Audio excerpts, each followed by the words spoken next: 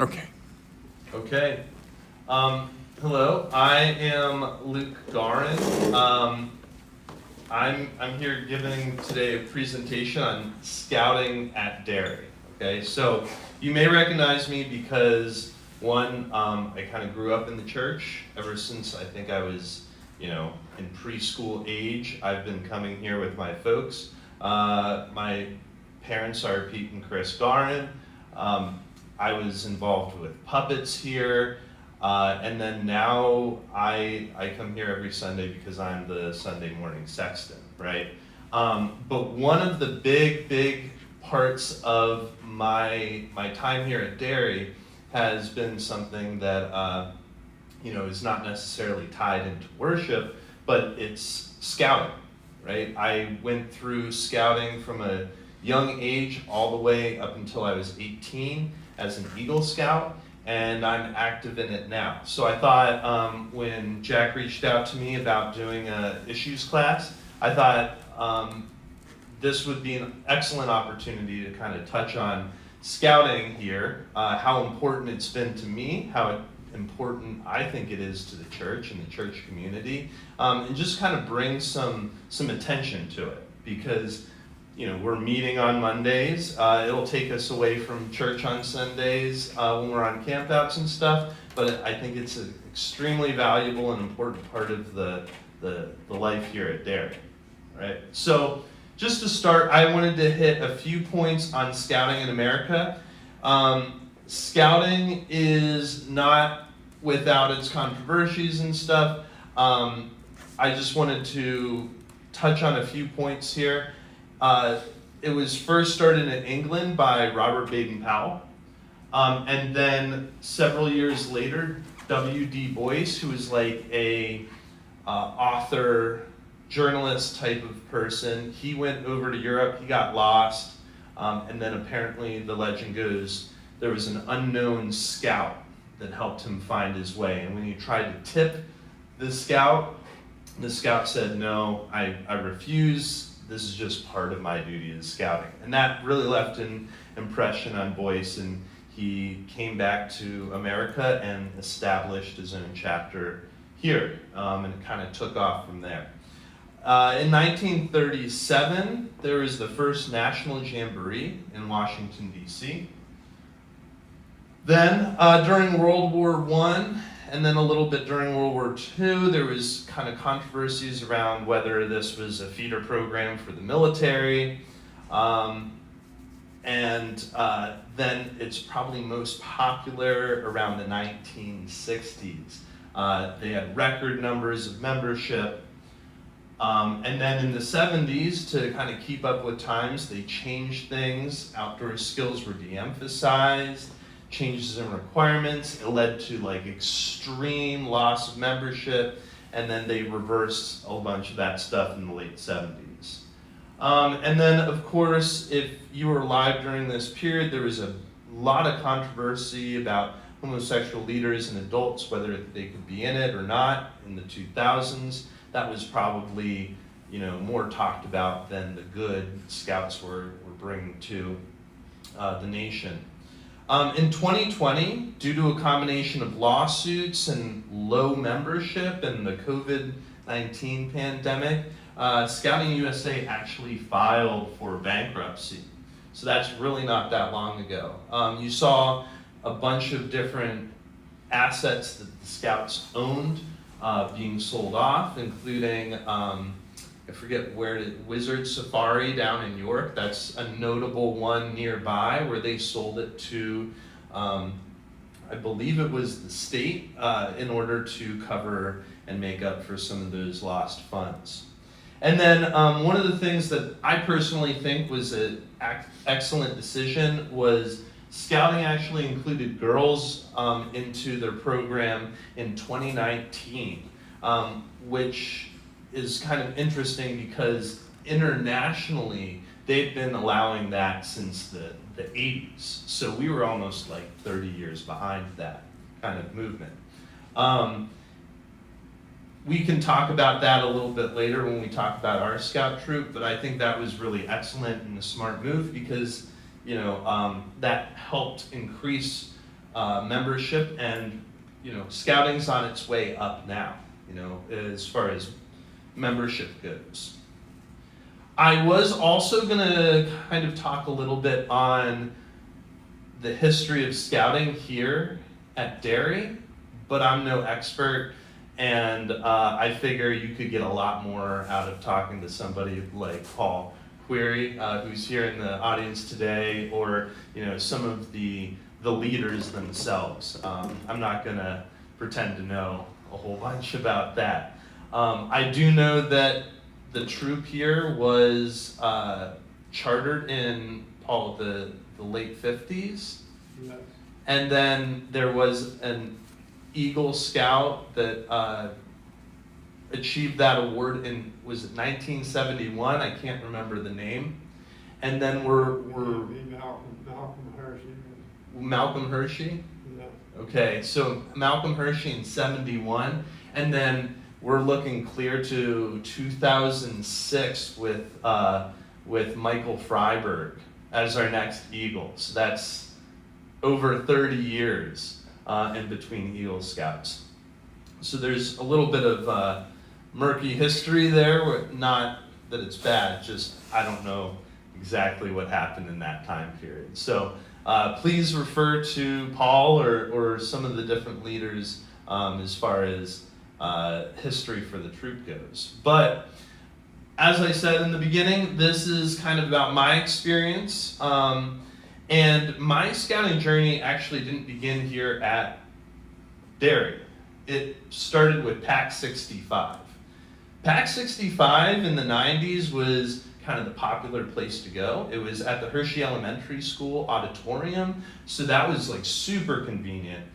There was literal hundreds of kids. When we were in that auditorium for a PAC meeting where everyone comes together, you were filling up 2/3, if not 3/4 of that auditorium. It was incredible, like how many kids they did. I don't have many pictures, but if you take a look here, we performed Abiyoyo, which is a kid's book by Pete Seeger, and I believe my dad helped make this scary looking figure here who's Abiyoyo. So that's like the one picture I could really find of my time in PAC 65.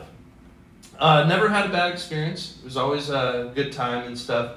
I had some friends in the PAC, but with it being so big, I just kind of felt like a number in a large group. And my dad and I kind of talked about it, and we started looking around.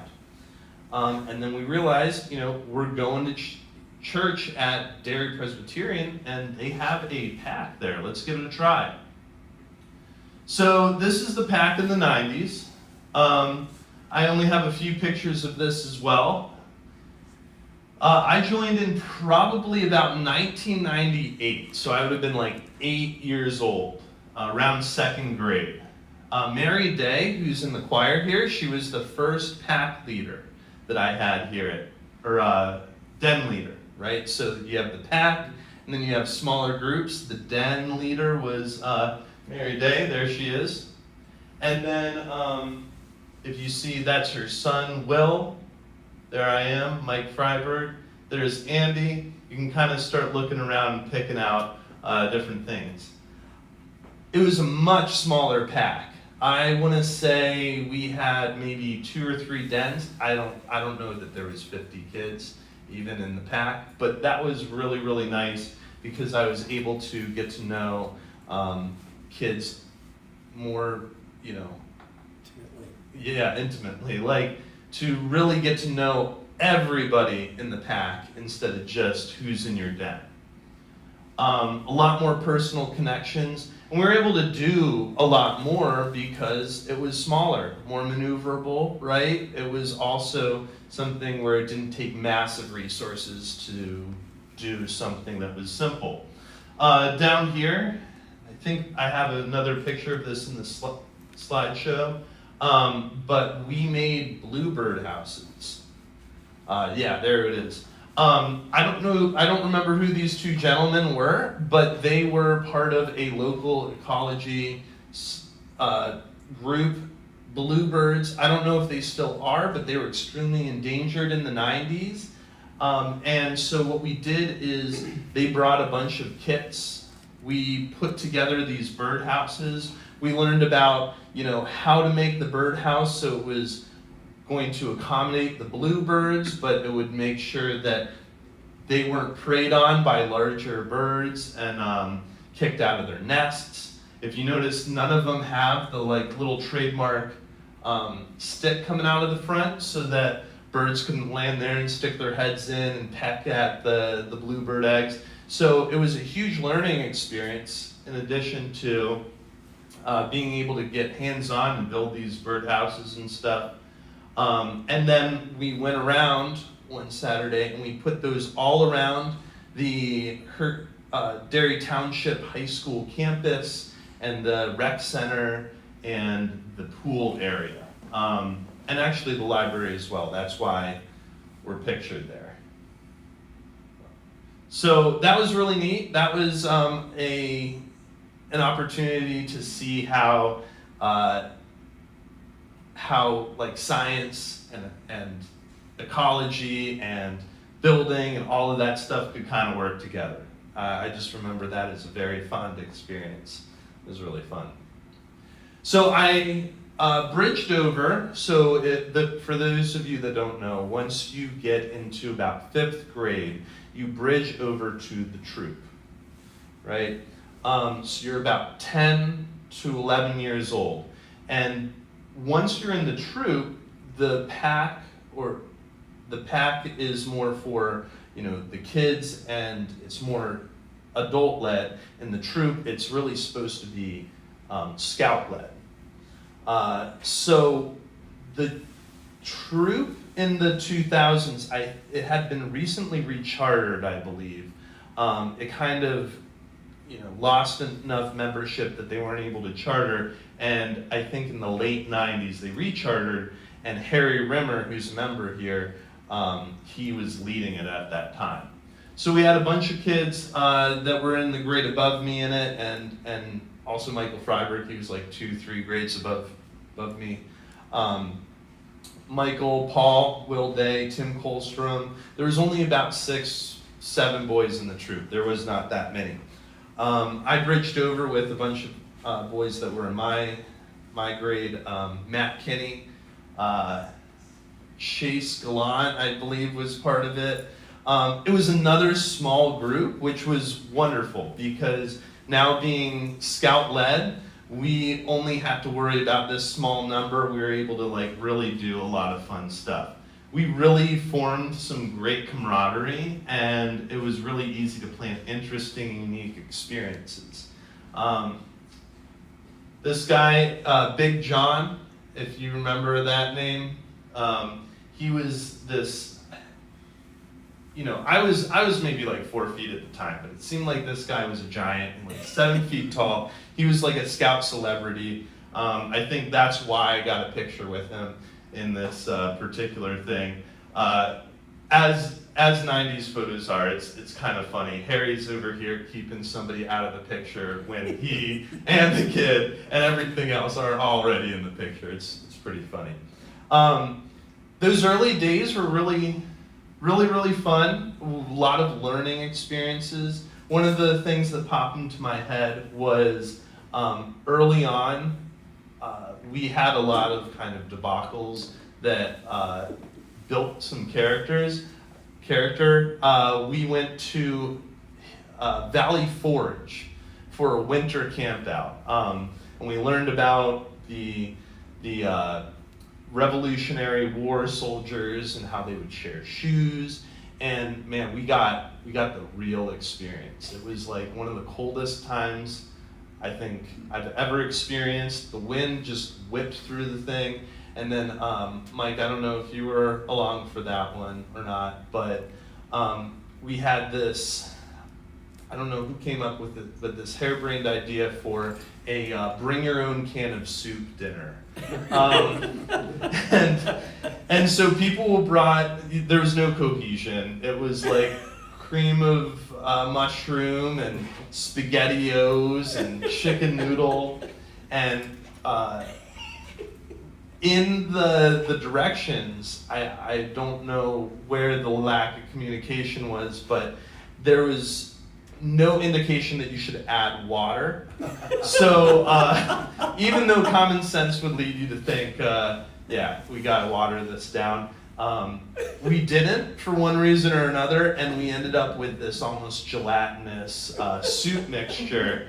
And between the cold, the wind, the whatever you want to call it that we ate for dinner, there was a campfire at the end of the night. I think our entire troop was just like, no, we're getting in our sleeping bags and we're sleeping. That was, not a great experience at the time, but I still remember it. I still talk about it to this day. It kind of, it was a bonding experience because I went through some stuff with a bunch of my buddies, and we were able to kind of point back to that. So even though things did not always go smoothly, it was always, I'm glad those types of things happened.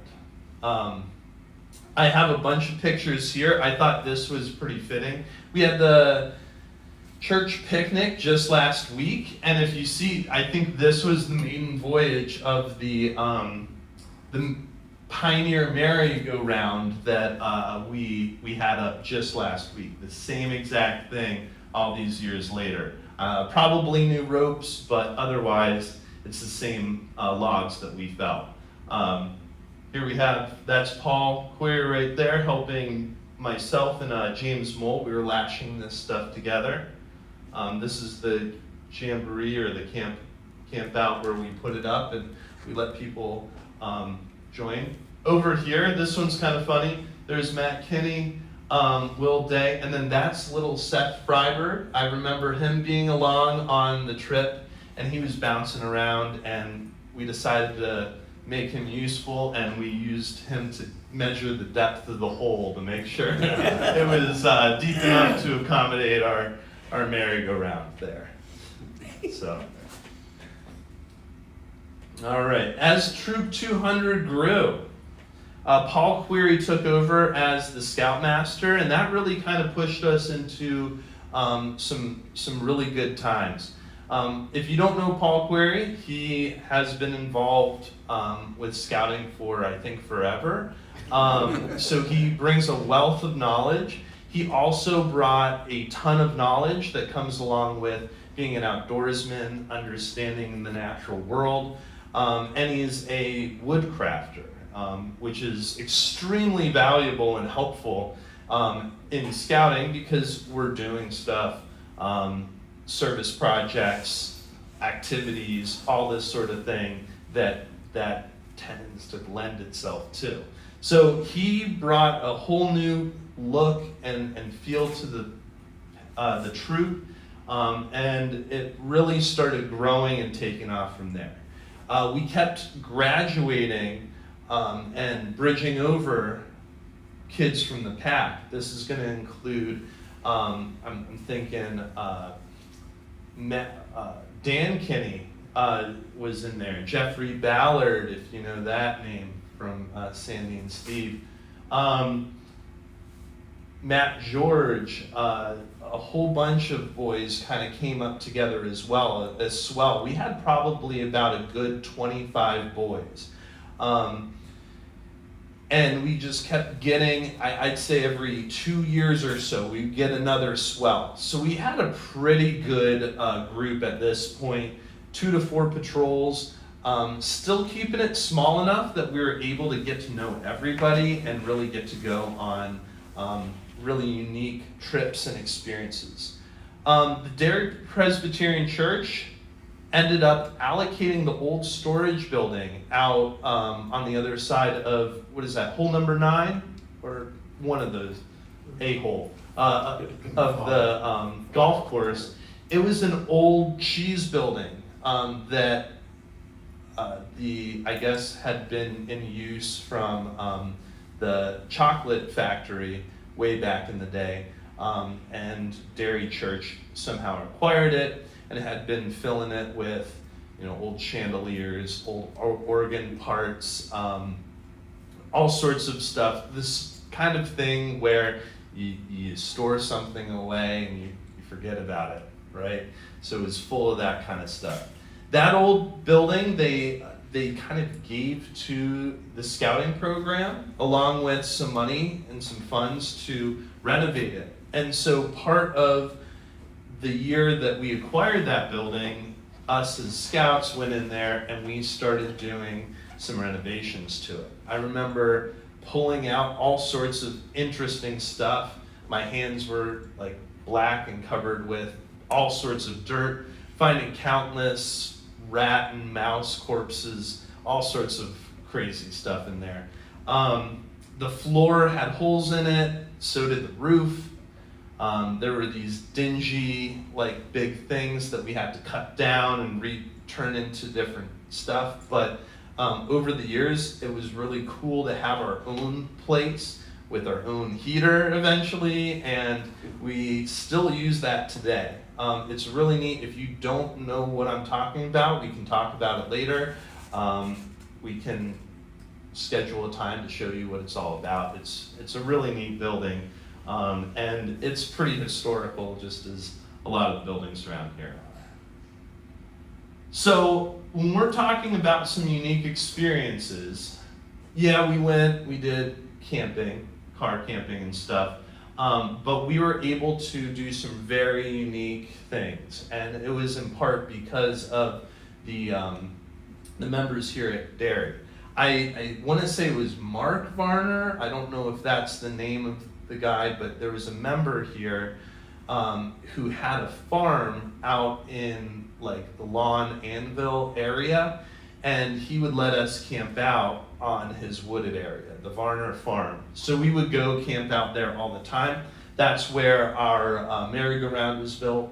That's where our buildings or our entryway for summer camps are. That's where we would hone our cooking craft. I know, Mike, you had that rhino fry incident where, it was nighttime and all of a sudden it was daytime for just like a second because of a giant fireball, like that kind of stuff. It was really, really fun.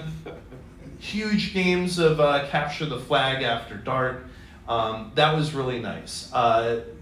We would have a porta potty rented, and in order to get water, the kids would have to go up and carry jerry cans from the farm that we'd fill up. I think when we first started camping there, I was maybe like 70, 80 pounds, and I was hauling a 8-gallon jerry can full of water. It probably weighed the same amount as me down the hill, along with a couple other guys, just to have our drinking water, our cooking water, all of that stuff. Really fun memories. Cooking awards. We were really well known for our cooking, right? We would, Michael Freiberg perfected the campfire pecan pie. He would make his own little brick oven and bake pecan pies in a Dutch oven. We had ice cream, chocolate cake. I remember there was a camp out where I think we got a smoked turkey, and we took turns turning it on a spit over a fire over the course of the entire day. Like, you had to sign up for your time slot, and you had to be there to slowly turn this thing. You missed out on some activities, but at the end of the day, everyone had their hand in making this incredible turkey. So we were always winning like cooking awards. That was pretty neat. High adventure trips. These were kind of some of the more advanced trips that we would take. We'd do something like sailing on the Chesapeake Bay for a week. That was really neat. We had 2 boats that we took out, and I think we separated into 2 groups, and we would sail around on the Chesapeake. From what I remember, it was an unusually still week, so we didn't do too much sailing, but we were mostly like driving around. I do remember a container of bait that was squid kind of got poured into the ice box that was serving as our refrigerator for the week, and that was a smell to deal with for the rest of the week, but that sort of thing. backpacking in the Shenandoahs. We would do smaller backpacking trips, but we did a couple 50-mile hikes, and that's where I personally fell in love with backpacking. That still is one of my favorite things to do. In fact, Jack first reached out to me to talk about my experience hiking half of the Appalachian Trail, and that really stemmed from my experiences backpacking in the Shenandoahs with the Scouts. This is from that. You can't really see him, but that's Matt Kinney back in there. We had these external frame JanSports. I remember mine was held together with a tent pole, or a tent stick that I had bent into place because I lost a pin halfway through. We'd stay in these tarps with a big piece of ground cloth that was made out of a painter's tarp for the ground, and that was kind of what we slept under for a week at a time and stuff. Really, really fun. There was October Mountain in Massachusetts. That was really neat. It was a whole road trip up to Massachusetts, and then we did a combination of backpacking, canoeing, bike riding, and a lot of wiffle ball that week. That was fun. We even got to do things like a pack animal hike. There was one time, I don't even know how you guys found this guy, but a guy that was willing to take his llamas out, and we could put some of our weight or cooking gear on the llamas, and the llama would kind of help us carry the weight and stuff. And then there was the building rafts. We built rafts and floated the Juniata River. That was super unique. So then, towards the end of my time in scouting, it was time to achieve that Eagle Scout Award. All through my time in the troop, you have to earn certain merit badges. You have to hold certain positions of leadership within the troop in order to earn the Eagle Scout Award. One of the things is you have to be the senior patrol leader, and that's an elected position. So it's not like, it's this person's turn to do it. They need that. You actually had to, earn that position amongst your peers. You have to be, at least somewhat respected by them in order to get voted to be the SPL. So working through all those requirements, and I built a lot of skills for the future, skills that I use every day. I'm a teacher now. I have to hold meetings, that's kind of what teaching is, right? A meeting that you do to discern information, right? So running a meeting, leading a group, professionalism, those were all things that I really got to experience the first time taking ownership of in scouting. Something that a lot of my peers in the same grade as me did not get a chance to do with just their traditional education, because I had to be in a position of leadership. I had to earn certain points all through my scouting experience, right? And then the Eagle Project that so many people talk about. I did a 100-foot trail through Camp Catherine. It's still there to this day. And if you go around, you'll see Eagle Projects all over the place. This was really important because I had to learn about fundraising. I had to know how to organize volunteers, managing supplies. And the big thing is creating a plan, how to put all of the order of operation in the correct order to pull off this big project. And it's still super important. I was saying before this presentation, it's still at the top of my resume. It's like a college education. Once you've earned that, you can't take it away. And it also is a valuable part of who I am and kind of the self-respect I have for myself. It stems from knowing that I can do these things, and I have done them, and I did them at a young age. I've been able to do them time and time over, just kind of building on that foundation. Let's see. So we get to kind of the present day. I graduated from high school, went off to college. I was in my early 20s doing this and that. And then when I had my own kids, I knew, okay, I want them to be involved with Scouts. So my son Casimir, he ended up getting to about kindergarten age, and I started looking with him to see where we could start up scouting. I live in Elizabethtown. It's about 20 minutes from here, so I figured I'd start, let's look at some local places, some packs in the area that maybe we can even just walk to. So we started shopping around, taking a look at some of them. One that sticks out to me was we went to a pack meeting, and when we got there, all the boys were outside just throwing around a football. There was one person supervising, but he was really just sitting on his phone. And I went to go meet the leaders, and they said, they were kind of like looking at their watches saying, oh, we got, another 15 minutes to kill. And so I was immediately like, aren't we doing something here? And then one of them actually turned to me at one point and said, you picked the right pack. We don't do any of this funny business with letting girls in this pack. Little did he know that this one right here, Nyla, I wanted her to be involved in Scouts. So that was an immediate kind of no for me on that.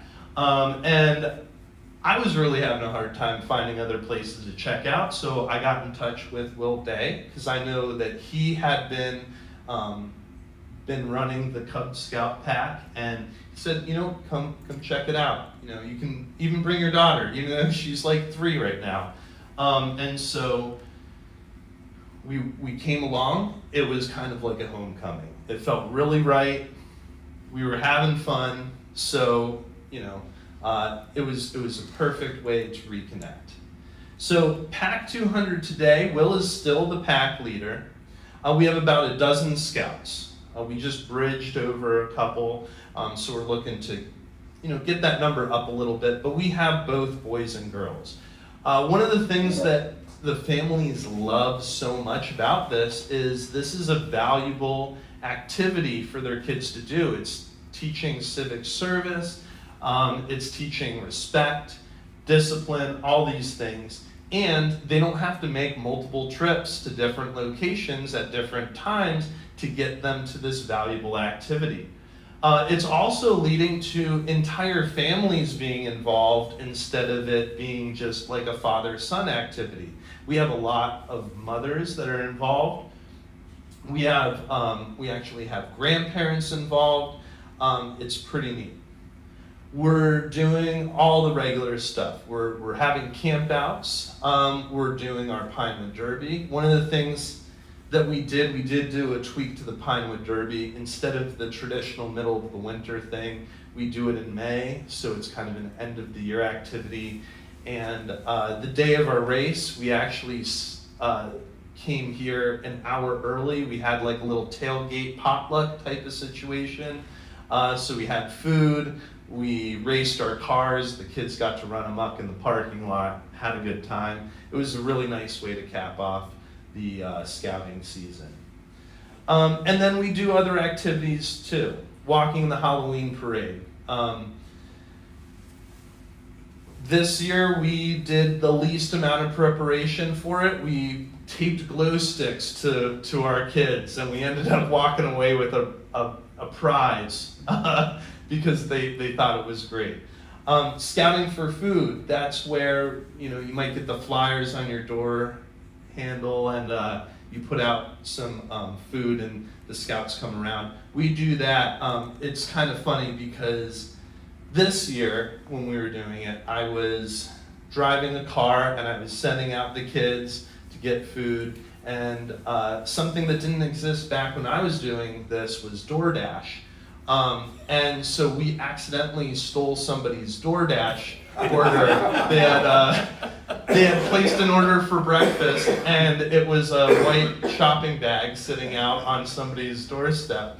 So we did get the food back to the people, but kind of funny things like that. This is our pack here at a hike that was at Peters Mountain. This is the Court of Honor where we bridge people at the end of the scouting year, and this is the White Cliffs of Kenoi. I think that was kind of a chilly hike in the late fall, maybe early spring. Just some more pictures. Oh, there it goes.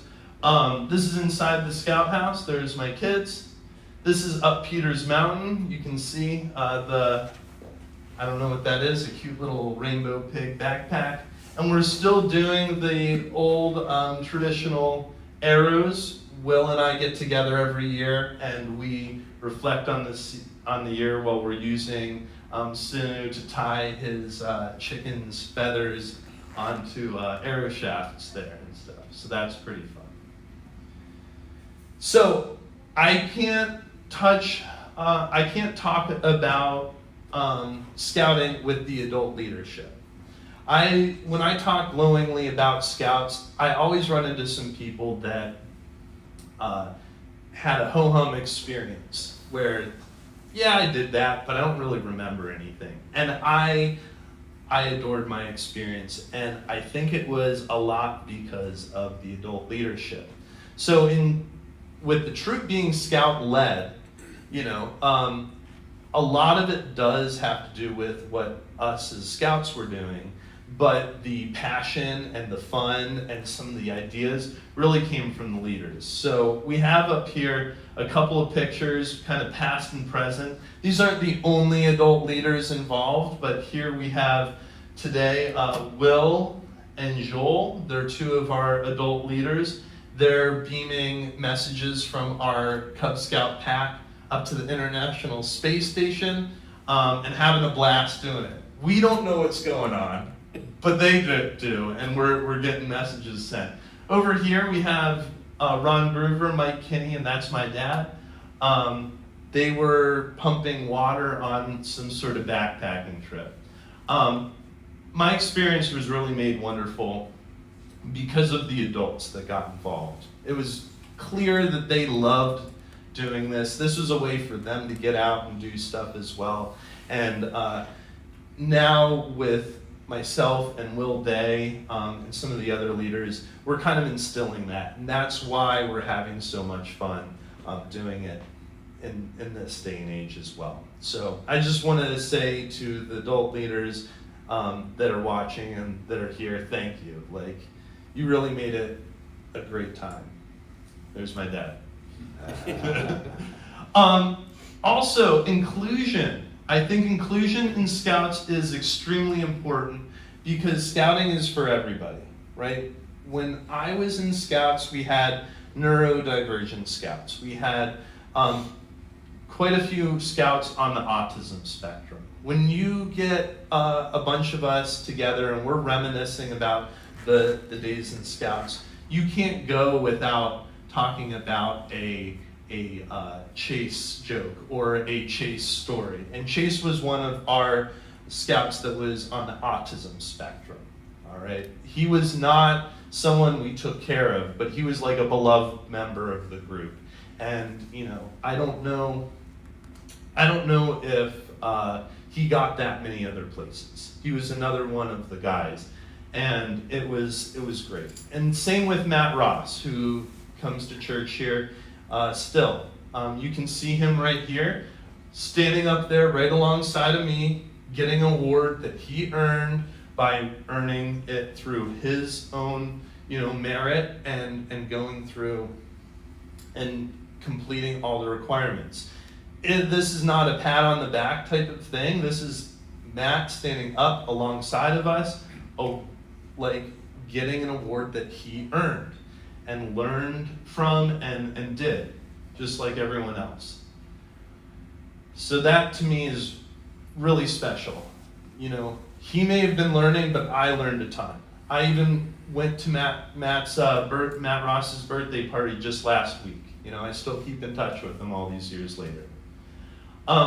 These days, we have so many different cultures and family models represented in our pack and our troop. We have large portions from different cultures, and it's especially evident when we have our potlucks and luncheons. It's really great because we get all sorts of different foods from all different cultures. It's pretty wonderful. I remember Mike kind of being a bridge to the Milton Hershey School, and having Milton Hershey School kids join us for adventures, especially high adventures. And that was really neat because we got to see a different side of what it's like to be a kid in Hershey, right? We were from the town, they were from the Milton Hershey School. There was a lot there. There's single parents, we've got step parents, we've got uncles, we've got grandparents that are involved. So it's not just, middle to high class families bringing their children. It's people from all over the spectrum. Different socioeconomic statuses too, especially in this day and age. There's families in our pack and troop that I believe are on food stamps. So with that, one of the things that we've kind of focused on is keeping it affordable and keeping it local. Things that are not going to be a tax or a burden, right? And allowing these families that aren't as privileged to be able to, achieve something. That Eagle Scout Award for a high-class individual counts exactly the same as a low-class, socioeconomic status person, and siblings are welcome. In fact, this is Nyla, this is my daughter, and she is going to be a scout for the first time this coming fall. She's been an unofficial Cub Scout for 2 whole years before any of this even counts for her, really. And this was our hike up to Peters Mountain. She did the whole thing up and down on her own in her little purple boots. The entire way up, she talked my ear off about how she can't believe she's climbing a mountain, and the whole way down, she talked my ear off about how she can't believe she just climbed a mountain. So this is really special too. We have siblings that are older than the Scouts. We have siblings that are younger than the Scouts. We like to have everybody join us. So why is this so important for Derry Church? Right? It's a service-based organization in our church community. That's fantastic, right? When we're out doing service projects, when we're out helping, or we're using our knowledge that we've learned in scouting to help others, a lot of times the question that we answer is, who are you? Where are you from? We are PAC or Troop 200, and we're chartered out of Derry Presbyterian Church. It's a wonderful outreach for our church and instilling our values across the community. It's also attracting families to our church. I think we only have 2, 3, maybe 4 families in the PACs and the troops that are members here. So we have a ton of people that are not active members of Derry Presbyterian that are part of this program. We'd like to get that number up. We'd like to get more involvement from the families here, but it is bringing people in here that don't normally come here. And then bonding opportunities for parents and children. This is not a practice where you drive up, you send your kid off to play a sport for a while. This is an activity you do with them. And they get to see what you do, and you get to see what they do. It's a bonding opportunity for them. So to join, why should you join or advocate? So this is, I think it's kind of pretty evident, building skill and character, fun activity for the entire family, especially with the inclusion of girls now. Experiences. We have a mother who is a former refugee. she, as a child, was backpacking and hiking with all of her possessions on her back, and now she's doing it for fun here in America, which is kind of interesting. We're learning from each other. We get to go, I don't get a chance to go camping all the time, but this gives me a reason to get out and do that for your own enjoyment as well. And then to advocate, promoting that civic responsibility amongst the youth. Building connections in the communities, between the food bank, camps, other nonprofits, Eagle Scout projects, that sort of thing. So if you want to get involved, you can advocate for us. If you have children, if you have grandchildren looking for an activity to do that's affordable, that's accessible, that sort of thing, suggest this to them. Share your gifts, resources, and time. We've had people come in, share woodworking experience. We've had people come in and talk to us about law enforcement, that sort of thing. See if there's something you can provide. It'll ease the burden of us who are planning all these things. Donating to the Scout Fund, it might allow a family that is, low on funds to be able to, access a camp out or an experience that they normally couldn't afford. Helping out in recruiting efforts, getting in touch, just reaching out and saying hey, and honestly joining us. My dad came out and helped do the weigh-in for the Pinewood Derby, right? He had a good time doing that. And if you ever want to come out and be a part of what we're doing, you're more than welcome to. Here's some more information. I have mostly the information on the pack because that's where I'm at right now, but we meet here on Mondays, and you can get in touch. Also, over on the table here, I have a bunch of patches and pictures and old relics and stuff, as well as some flyers for what we're doing this summer. And I guess that's it. So, yeah, thanks for listening to me talk about scouting here at Derry. I hope you enjoyed it. Questions? Any questions? Yeah. How active are parents nowadays with going on the trips and stuff? So we have, that's a really good question. As far as going on trips and stuff goes, we have a lot of parent involvement. We actually have some people that have one child and both parents come along.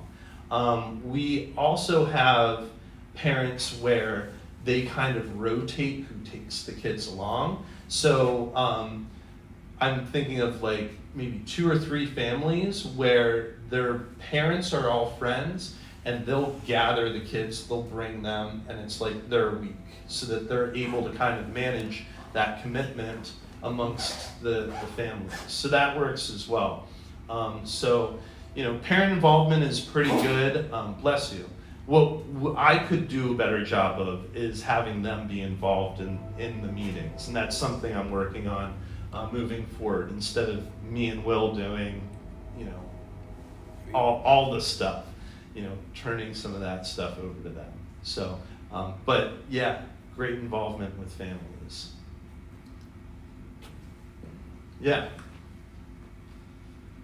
My son was a member of a pack, and we had some wonderful experiences together. I can remember some weekend camps at Camp Shikellamy and things, places like that, and some other camping trips. And but at the same time, he was focused on soccer, which was very important to him. Mm-hmm. Problem was conflicts between meetings and soccer practice. How do you deal with that kind of thing as kids get older? So I can only speak to the pack side of things, and kids are younger, and I know with the older you get, you get out into travel and all this stuff. But we're not like sports in that if you miss a practice, you don't get to play. You show up, you're part of the activity, right? So we do have some families that are very involved actually in soccer specifically, where they kind of disappear for a month or two and then they come back. But when they come back, you know, they're totally involved, and sometimes we see them on the weekends for our campouts, and it is no issue to miss time. It's just whatever you want to prioritize, right? Scouting is one of these things where, you know, we do kind of take a break in the summer. We do some summer activities, but as far as meetings go, we take a break through the summer months. But we're not going to be able to compete with a lot of these things.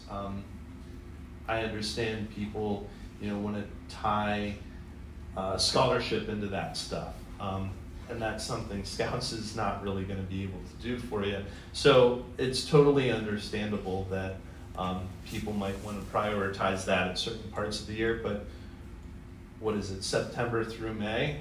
We're available whenever you want to show up. Yeah. Thank you. Sure. Sounds like a wonderful program here, it really does. And I know all of you, many of you are involved with it, so you know what a great program it is. But it's There's 2 troops now. So yes, there's Troop 200, which is the boys' troop, and there's 2200, which is the girls' troop. The girls' troop has actually a lot more membership than the boys' troop does. I think that there are about 25 girls in that, and they're excellent. The boys' troop, we actually got close to not being able to charter because we had such low membership, but over the last 2 years, we've really got a good number bridged over, and we're in good standing now with the boys' troop. Yeah. How's the leadership work between the two? So if you see there, they kind of share the scout house. The girls meet earlier in the evening, and the boys meet later on. I think that the communication is mostly just between them, and because they use the same space, they overlap and they have to communicate quite a bit. But as far as, so they have separate meetings, but as far as outings and stuff go, they kind of do some together and some apart. Let's see, I want to say our winter camp, the girls troop went and they had their own section of the cabin, and then the pack was there, and the girls troop, because they have more members, they actually planned activities to do with the Cub Scouts and stuff while we were there. The boys, they only had a small handful of kids, so they actually stayed with us in the pack. But that's a good question. Hiking the Appalachian Trail and doing all these campouts, you have any good animal stories? Yeah, our first, this is kind of my best bear story. A couple of bear stories, actually. So our first backpacking trip in Shenandoah National Park, I was hiking with Matt Kinney and Tom Spooner, and we were going down a switchback, down a mountain. They say whistle or sing or something, and there was this Missy Elliott song that we had stuck in our heads, and we were singing. It was like, I don't even remember what it was, but we were singing this song and we were coming down, and we made this one turn on the switchback, and there was a big berry bush right there, and we heard the bush rustle, and up stands a black bear. And this black bear was close enough that we could smell it. And I could reach out and pet the thing. We kind of spooked it, it stood up, and it was towering over us. And I just remember Tom Spooner and I, we just started running. And you're not supposed to do that, you're supposed to stand your ground. And I remember Tom and I getting a little bit further down the hill and looking back and realizing There's only 2 of us. Matt's back there. And Matt was so scared, he stood still and just stared the bear in the face. And I don't think it was an act of heroism or anything like that. I think it was just shock, horror, something like that. And we watched as the bear was staring at Matt Kinney, and it just did this little like thing and turned around and lumbered down the side of the mountain.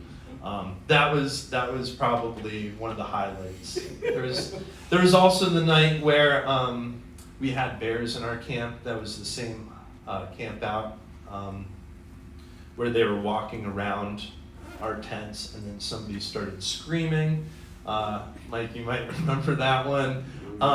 We thought for sure, the bear got him, but it turned out the kid that was screaming, he had a nightmare just at the perfect time and scared all the bears away. So, yeah, a couple fun wildlife stories there. Yeah. Thank you. Sure.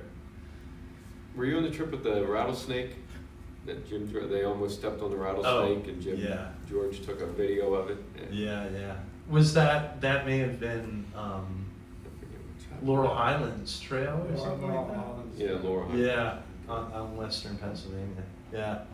Which is a beautiful well-kept trail. It really is. Yeah. It's not used that much. I have plans to go through hike that one of these summers here because it's only 70 miles, so I'll be able to. There's a large section of it, several miles of trestles. The train was on the trestles. And, I remember that. Any other questions? Okay, well, thank you. Thanks for having me.